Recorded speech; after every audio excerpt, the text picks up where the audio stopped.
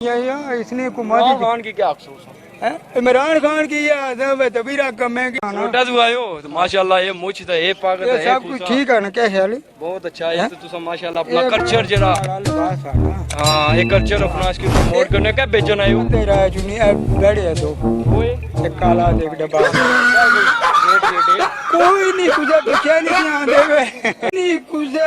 क्या नहीं किया आंदे वे जेब में था चिल्लर साथ वाले किल्लर काम करे कांड वाले लाइफ बेड़ा थ्रिलर घूमे फिरे बस्ती में दिन रात मस्ती में फिर भी काम किया बेटा खड़ा किया पिल्लर जेब में था चिल्लर साथ वाले किल्लर काम करे कांड वाले लाइफ जी किसी पूछा ही कोई नहीं मतलब मंडी सुस्ती बहुत सुस्ती मंडी कोई नहीं किसी पूछा नहीं किया आंदे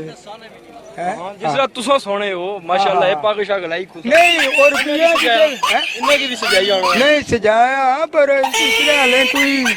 पैसे लगोण एक बिका तो फिर सजाइया ना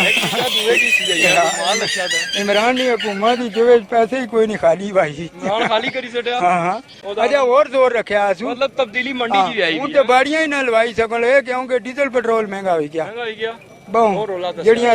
रेड़ियां इसने हुकूमत खान की क्या अफसोस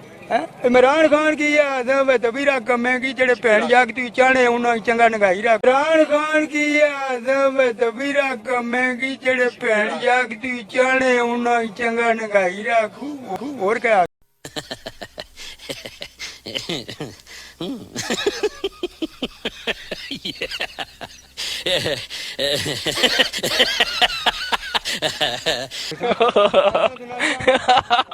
नाज़रीन चाचा सही लम होए वे और चाचे और ऐसी गल्लां भाई सड़ियां क्या ही है सही लम होए वे।